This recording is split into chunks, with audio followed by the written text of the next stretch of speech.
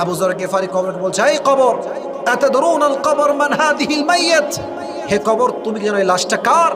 এটা হচ্ছে নবীর একমাত্র কলিজার টুকরা মেয়ের লাশ, খবরদার ব্যবহার যেন খারাপ না হয়।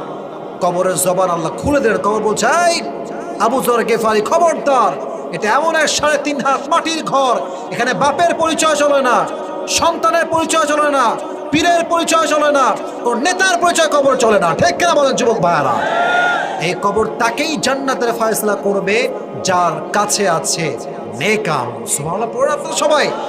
তাহলে বোঝা গেল ফাতেমার মতো নারীর জন্য নেক আমল ছাড়া কোনো পরিচয় চলে নাই, বাপের পরিচয় চলে নাই। অতএব তুমি বেটা যেই হও না কেন, এমপি ছেলে হও, মন্ত্রীর ছেলে হও, প্রধানমন্ত্রী তুমি ছেলে হও না কেন, নেক আমল না থাকলে কবরে কারোর জন্য জান্নাতের ফয়সালা হবে না। ঠিক কিনা বলো যুবক ভাই?